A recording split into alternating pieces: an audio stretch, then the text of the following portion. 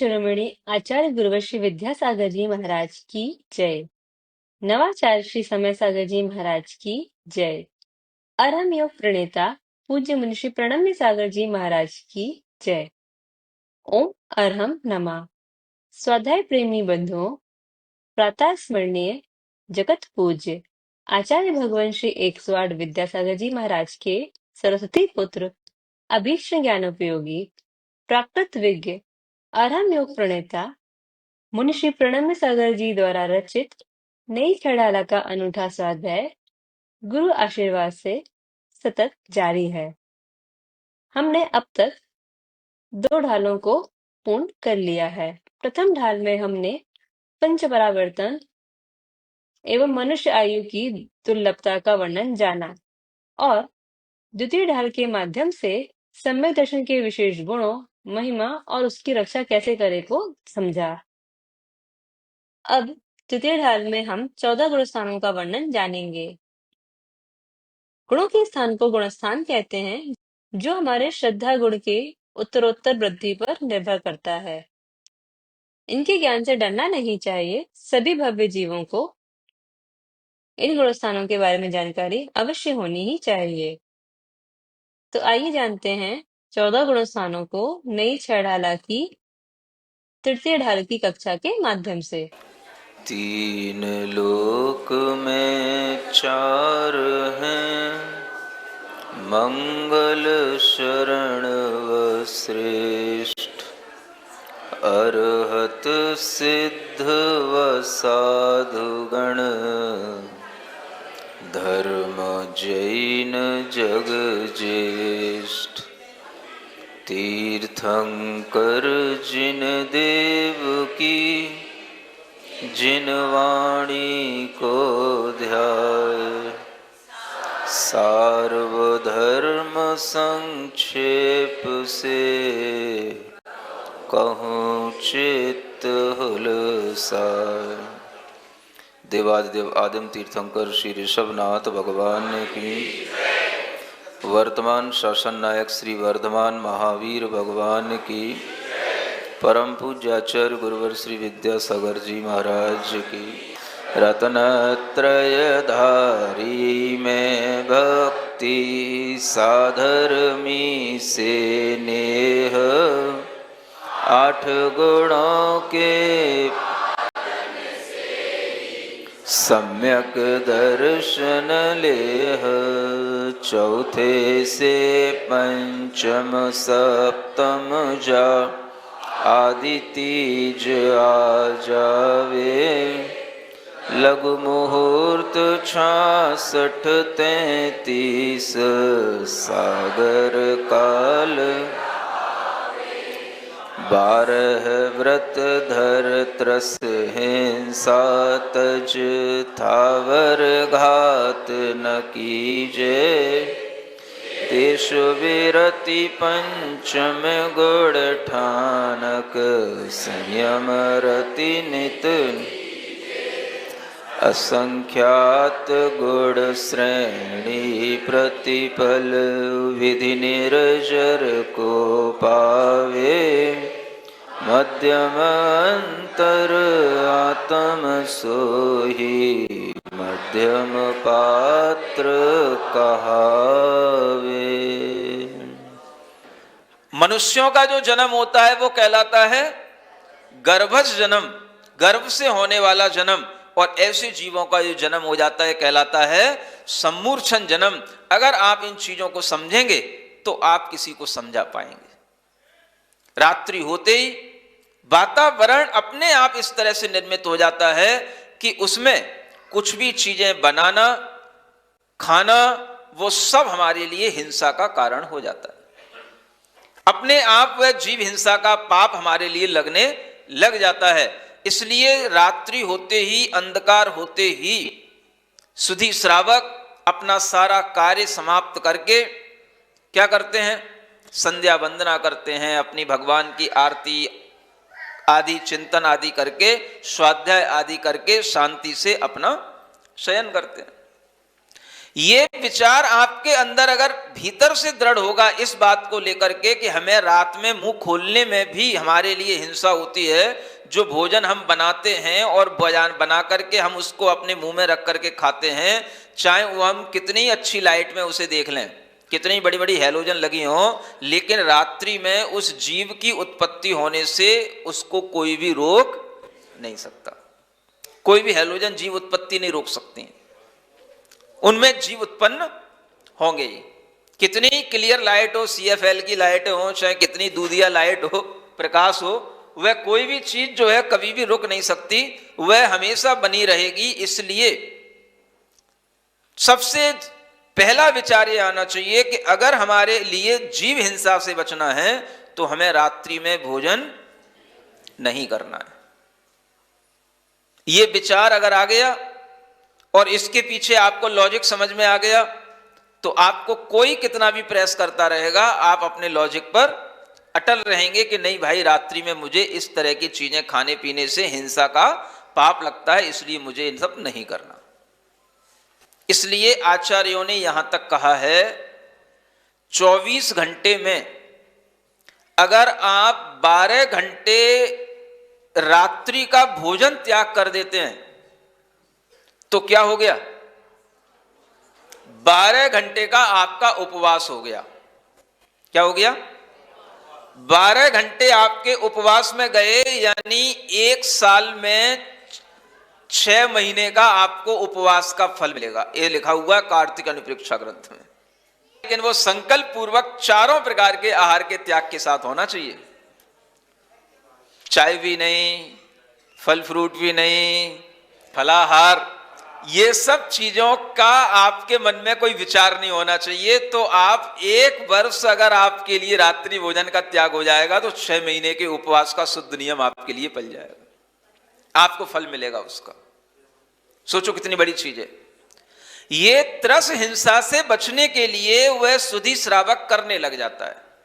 आपको अपना गुणस्थान आगे बढ़ाना है तो 5वें गुणस्थान में पहुंचने पर दर्शन प्रतिमा वालों को रात्रि भोजन का त्याग और शुद्ध भोजन करना दिन में, ये दोनों चीजें उनके लिए अनिवार्य हो जाती हैं। वह कभी भी 3, 5, 7 दिन की जो मर्यादा होती है, इस मर्यादा से ज्यादा का वह कभी भी भोजन नहीं करेगा, तो उसके लिए दर्शन प्रतिमा कहलाएगी। माने अभी वह और आगे के 12 व्रत नहीं ले पा रहा है, लेकिन जो उसने अष्ट मूल गुण लिए थे उनको निर्दोष रूप से पालन करेगा। जिन चीजों में मध्य मास का पुट रहता है उन चीजों से दूर होएगा। पहले वो डायरेक्ट नहीं लेता था, इनडायरेक्ट कोई चीजें दवाइयों के माध्यम से आती थी, अब उनको इनडायरेक्ट भी नहीं लेगा। ये निर्दोषता उसके अंदर आएगी पहली प्रतिमा के अंदर। 12 व्रतों का फिर संकल्प उसका आगे बढ़ेगा, जिसमें 5 अड़ुव्रत आते हैं, 3 गुणव्रत आते हैं और 4 शिक्षा व्रत आते हैं। ऐसे 12 व्रतों के माध्यम से जब उसके अंदर का संकल्प बढ़ता है तो हर समय पर उसके लिए असंख्यात गुणी कर्म निर्जरा होती है। हर समय, समय मतलब समझ रहे हो ना, सेकंड का भी असंख्यात्मा भाग समझ लो। हर क्षण हर समय वह असंख्यात गुणी कर्म की निर्जरा उसकी चलती है। कौन सी अपेक्षा से? चतुर्थ गुण स्थान में जो कर्म की निर्जरा, वह कभी कभार कोई, जैसे आप लोगों ने जैसे वर्धमान स्तोत्र के नियम लिए, व्रत लिए, तो कभी कभार आपकी जो निर्जरा होगी उस दिन ही होगी जिस दिन आप विशेष तप करेंगे, उपवास करेंगे।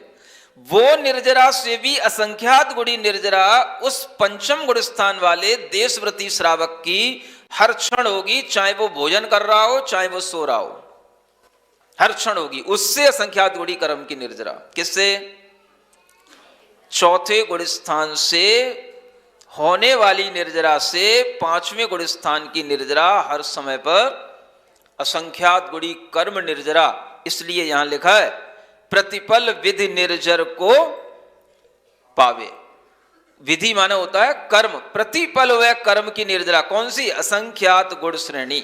वह असंख्यात गुणी निर्जरा हर समय पर करता रहता है। और मध्यम अंतर आत्म सोही मध्यम पात्र कहावे, वह मध्यम अंतरात्मा बन जाता है तो उसकी पात्रता भी बढ़ जाती है। वह जघन्य पात्र से मध्यम पात्र बन जाता है और उसकी पात्रता इतनी भी बढ़ जाती है कि जब कभी उत्तम पात्र नहीं मिलता है, उत्कृष्ट पात्र नहीं मिलता है, तो मध्यम पात्र का यथोचित सत्कार करके उनको भी आहार दान आदि करा करके श्रावक संतुष्ट हो लेता है कि मैंने कम से कम आज पात्र के लिए कुछ प्रदान कर दिया। ये पात्रता बढ़ जाती है।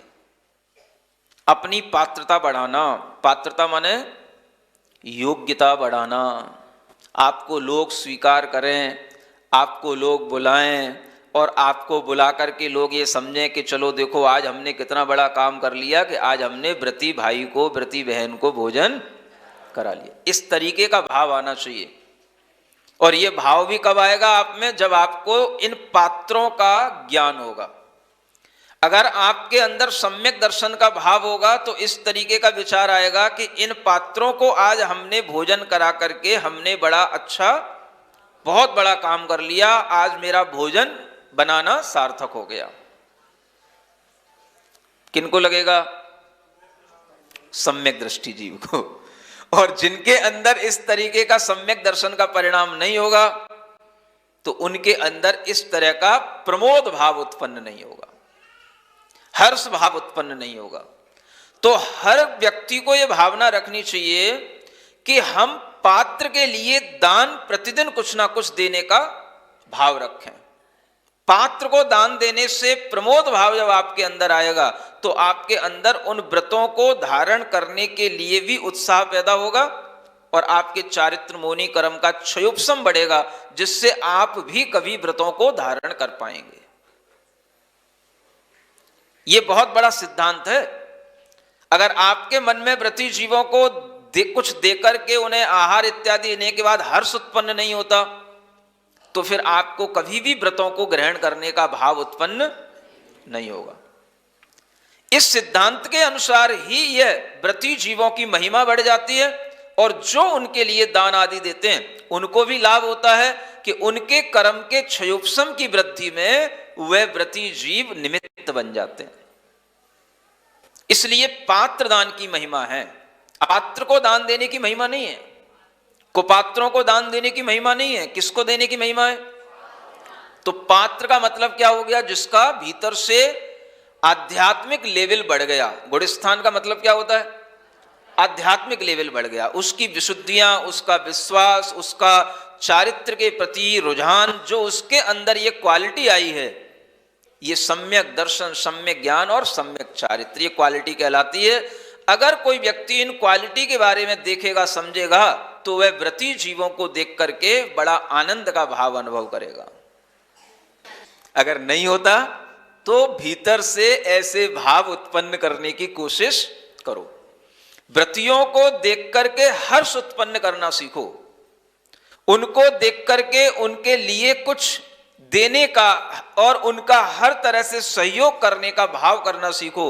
ये आपके अंदर चारित्र की वृद्धि के लिए बहुत बड़ा एक साधन बन जाएगा। जो लोग कहते हैं महाराज हम व्रत ले नहीं पाते, हम आगे बढ़ नहीं पाते, हम क्या करें, तो आप ये करो। समझ रहे हो ना? क्या करें?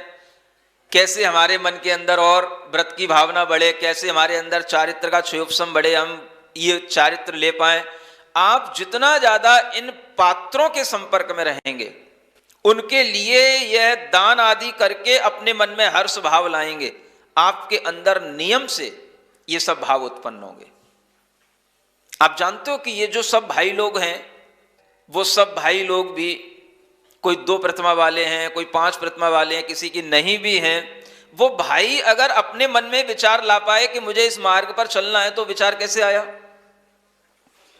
अधिकतर लोगों का विचार मुनि महाराज के संपर्क में आने पर, उन्हें आहार दान आदि देने पर और उनकी आहारचर्या में संलग्न होने से उनके मन में परिवर्तन आने पर विचार आते हैं। आप उनसे पूछ लेना, अचानक से कोई विचार नहीं बन जाते, लेकिन ये विचार ऐसे बनते हैं।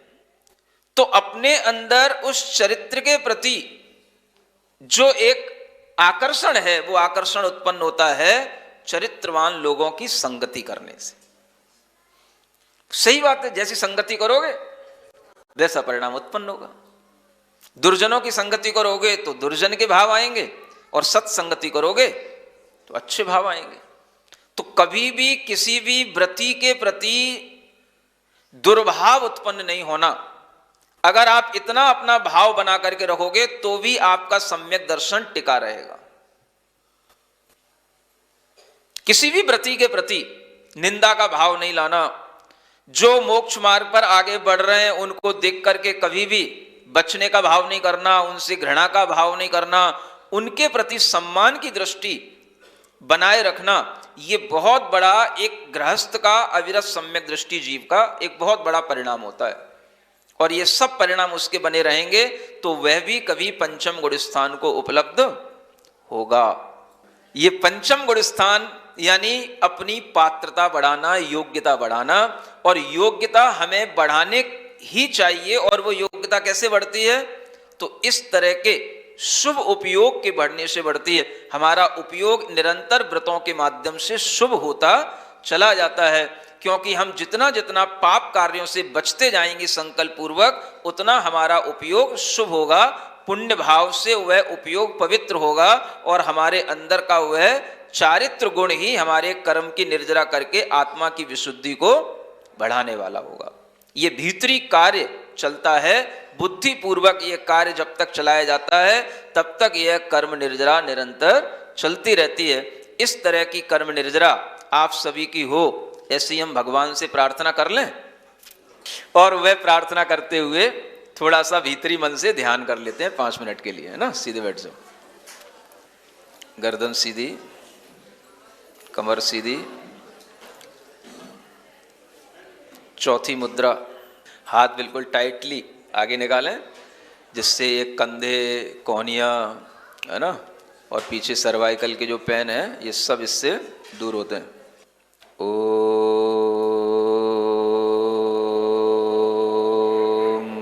अर्हं नमः।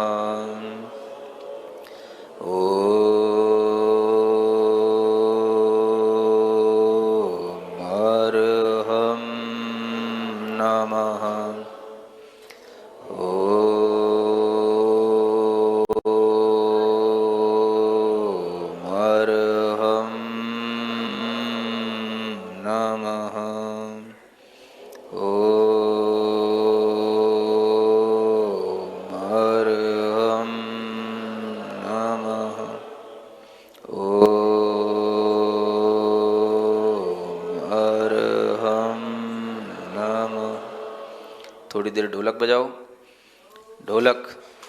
ओम अर्हं नमः, ये ओम अर्हं नमः, ओम अर्हं नमः। पंजा, कलाई से पूरा पंजा हिले। अर्हं नमः, ओम अर्हं नमः, ओम अर्हं नमः, ओम अर्हं नमः, ओम।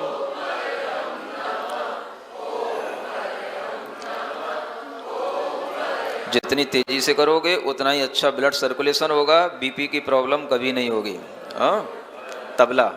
ओम अर्हं नमः, ओम अर्हं नमः, ओम अर्हं नमः, ओम अर्हं नमः, ओम ओम अर्हं नमः। रिलैक्स, ठीक। दोनों हाथ अपने घुटनों पर रखें, कमर सीधी रखें, आंखें बंद करें। श्वास पर ध्यान देते हुए शांत भाव भीतर महसूस करें।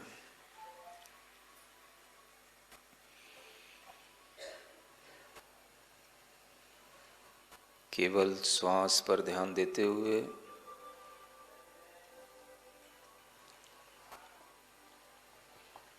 श्वास को ऊपर की ओर खींचें, ऊपर की ओर दोनों भ्रुकुटियों के बीच में श्वास को रोकें। नमो अरिहंताणम्।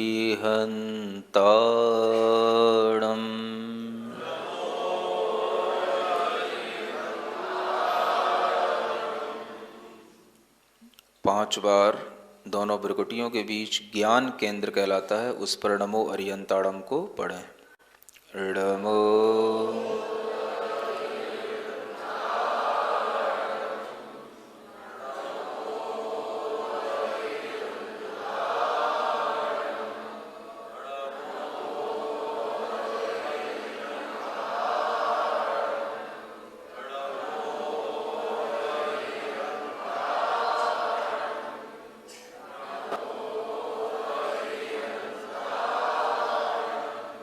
ठीक, आंखें बंद रखें और गहरी श्वास ऊपर की ओर लें। जो सिर का ऊपरी भाग है उसे सिद्धि केंद्र कहते हैं, वहाँ पर श्वास को पहुँचाने की कोशिश करें और वहीं पर णमो सिद्धाड़म का 5 बार स्मरण करें। णमो सिद्धाड़म, णमो सिद्धाड़म, णमो सिद्धाड़म,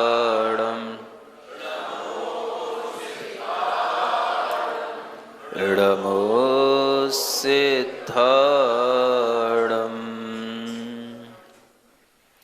श्वास को कंठ के अंदर महसूस करें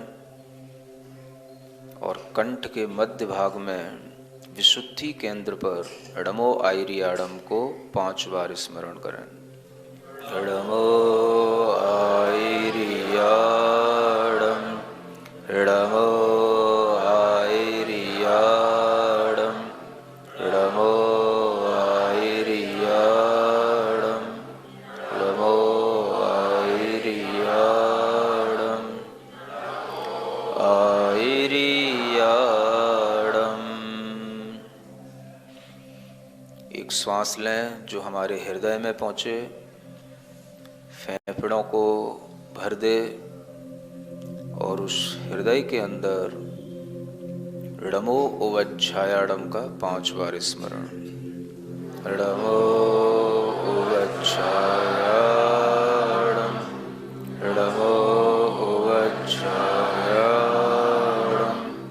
णमो उवज्झायाड़म, णमो उवज्झायाड़म, णमो उवज्झायाड़म। एक गहरी श्वास नाभि तक पहुँचे, पूरी श्वास जिसे शक्ति केंद्र कहते हैं, और वहाँ पर णमो लोये शब्द साउड़म का 5 बार स्मरण। णमो लोये शब्द साउड़म, णमो लोये शब्द साउड़म, णमो लोये शब्द साउड़म। आंखें बंद रखें। इन 5 ही केंद्रों को अपने मन में दोहराएं, इन्हें देखें।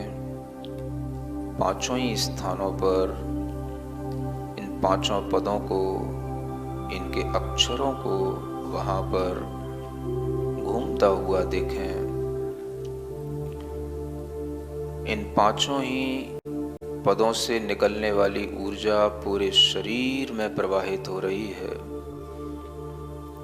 पूरे शरीर को स्वस्थ बना रही है, ऐसा महसूस करें।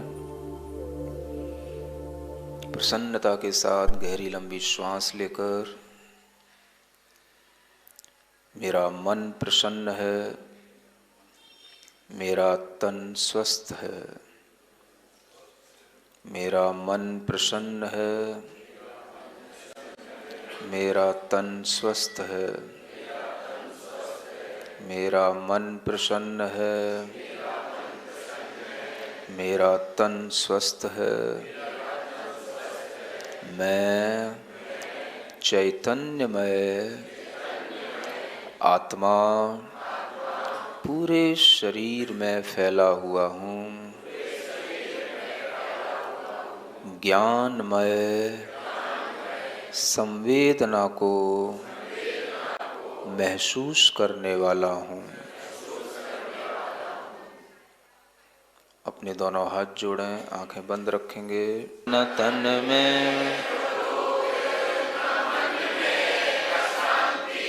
हो सारे जहाँ में परम शांति शांति, हो सारे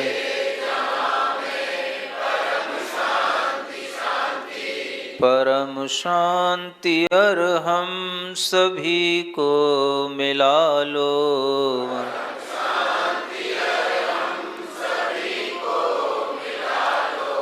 महामंत्र से चेतना को सजा लो।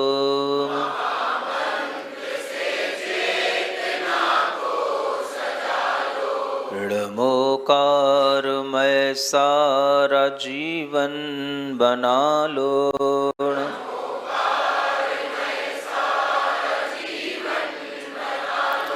महामंत्र से चेतना को सजा लो।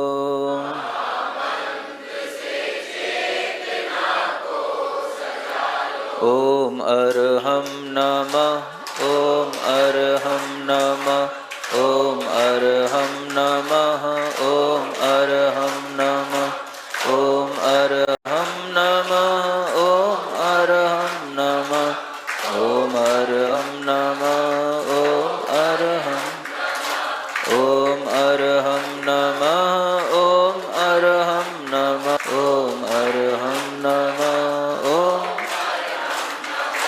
ओम अरहम नमः, ओम अरहम नमः। अपनी हथेलियां घिसें, आँखों पर रखें, मुख पर रखें, जहाँ दर्द हो वहाँ रखें इस मंत्र के साथ। ओम अरहम परम शांति तिः। बोलो पार्श्वनाथ भगवान।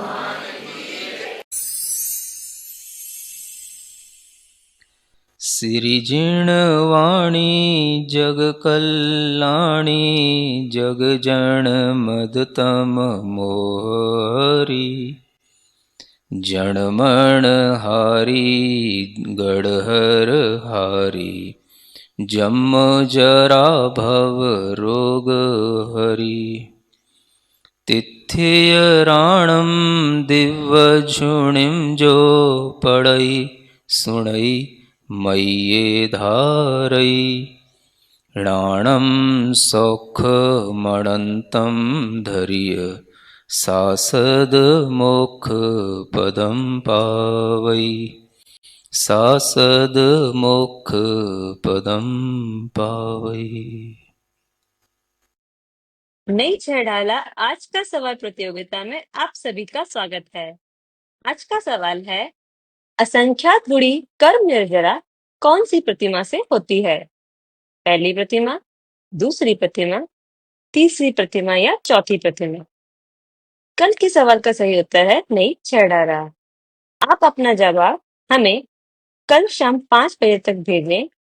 3 भाग्यशाली विजेताओं को मिलेंगे आकर्षक उपहार। अपना जवाब भेजने के लिए लिंक पर जाएं या QR कोड स्कैन करें। ओम अरहम नमः। तृतीय ढाल में 14 गुण स्थानों का वर्णन है। भव्य जीवों के लिए 14 गुण स्थानों का ज्ञान होना बहुत अनिवार्य है। लोग गुण स्थानों के ज्ञान से डरते हैं। इस तृतीय ढाल के माध्यम से आप 14 गुण स्थानों की पूर्ण जानकारी बहुत सरलता से ग्रहण कर सकते हैं।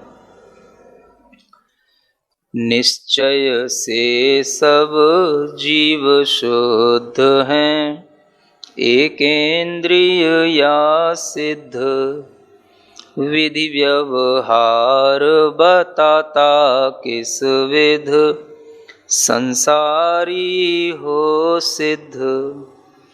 योग कषायों के ही कारण, आत्म के परिणाम, तिनको ही गुण थान कहो है, 14 संख्य प्रमाण। ज्यों कोई ज्वरवान पुरुष को, सब कुछ कड़वो लागे, त्यों मिथ्या दृष्टि जीवन को, जिनवर वचन न भावे, प्रथम कहो तेन में मिथ्यात्व, पंचभेद और आनो, एकांतिक विपरीत विनय सह, संशय ज्ञान बखानो। दो नय में एक ही को माने, सो एकांती कहावे, केवली कवला हार बतावे, वह विपरीत रहावे। वैनेयिक कह सब देवन को, और गुरुजन को मानो, क्या सच्चा क्या झूठा संशय, ज्ञान बिना शिव ठानो। गुणस्थान पहले से जीव, चौथो पंचम सातें, कोई भी एक प्राप्त कर सके, भव्य जीव क्रम नातें। जो अनादि मिथ्या दृष्टि हैं, चारों गति के प्राणी, प्रथम लहें उपशम समकित को, पंचलब्धि वश ज्ञानी। सप्त प्रकृति का उपशम जिनको, उपशम सम्यक दृष्टि, सम्यक प्रकृति उदय हो यदि, वेदक सम्यक दृष्टि। जिनवर भक्ति बढ़ाने वाला, केवली द्वय पद मूल, सप्त प्रकृति का क्षय कर पावे, छायक भव को कुल। उपशम सम्यक दृष्टि के यदि, आदि कसाय उदयावे, सा साधन दूजो गुण थान, ज्ञान अज्ञान कहावे। अनंतानुबंधी कसाय का, काज है समकित घाते, एक समय से छह आवली पल, गिरत समय ही पाते। मिश्र प्रकृति दूजी कसाय के, उदय समय में तीजा, गुणस्थान चौथा पंचम या, छठवें से भी तीजा। सादी बना भवी मिथ्या दृष्टि, पहले से भी तीजा। अंतर मुहूर्त काल बाद फिर, नीचे या ऊपर जा। इन तीनों गुण थान विषय सब, जीव अशुभ उपयोगी। जगन धरें अविरत सदृष्टि, भावत शुभ उपयोगी। यही जघन पात्र कहलाते, जगन ही अंतर आत्म। शुभ उपयोग बढ़े व्रत से तो, मध्यम अंतर आत्म। सम्यक दृष्टि को नित होवे, धर्म धर्म फल प्रीति। यह संवेग तथा निर्वेद, भवतन भोग विरक्ति। आत्म साक्षी का मैं अघनिंदा, गरहा गुरु से कंपा। उपशम भाव क्षमा परिणाम, सर्व प्राणी अनुकंपा। रत्नत्रय धारी में भक्ति, साधर्मी से नेह। 8 गुणों के पालन से ही सम्यग दर्शन लेह।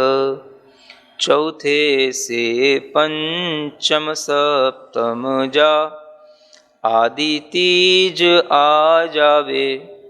लघु मुहूर्त 66 33 सागर काल रहावे। 12 व्रत धर त्रस हिंसा तज थावर घात न कीजे। देश विरति पंचम गुण ठानक संयम रति निज लीजे।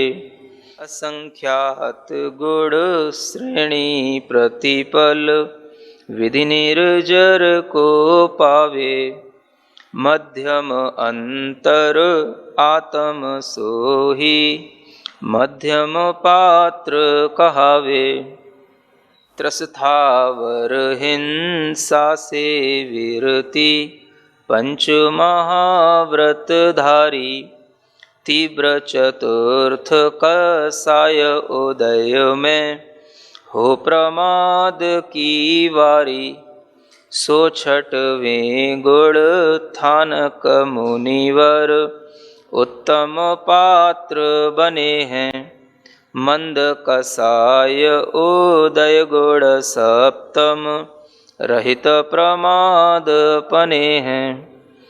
होय प्रवृत्ति भी सप्तम में शुभोपयोगी होते। मध्यम अंतर आत्म भी वे ध्यान विना विधि खोते। निज आत्म में लीन मुनीश्वर शुद्धोपयोग लहावें। उत्कट अंतर आत्म हो के स्वानुभूति रस पावें। अप्रमत्त गुण में मुनिवर जब श्रेणी सन्मुख होवें। सातिशयी वह अधः करण में निज आत्म में खोवें। मोहनीय कर्मों का उपशम उपशम श्रेणी कहावे। जिस विध कर्मों का क्षय होता छपक श्रेणी मढ़ जावे। होय अपूर्व विशुद्ध भाव जहाँ ठाण अपूर्व करण है। अनिवृत्ति परिणाम जहाँ है नवमा ठाण चरण है। सूक्ष्म लोभ ही शेष बचा ज्यों कौसुम्भी पट लाली। सूक्ष्म सांपराई 10वें गुण अंतिम राग प्रणाली। होय सभी उपशांत कसाय सो 11वां ठाणो। नष्ट हुई यदि सकल कसाय छीड़ मोह वह जानो। घाती कर्मों के क्षय से फिर केवल ज्ञानी सयोगी। 13वें में योग नाश से केवली होय अयोगी। 5 ह्रेस्व अक्षर समकाल 14वें में रहते। होय सिद्ध गुण ठाण अतीत शुद्ध है निश्चय नयते। स्वाभाविक उन सुख रुचि राखे सो ही भव्य कहावे। यह अपूर्व अवसर है आया रुचि स्वरूप मन लावे।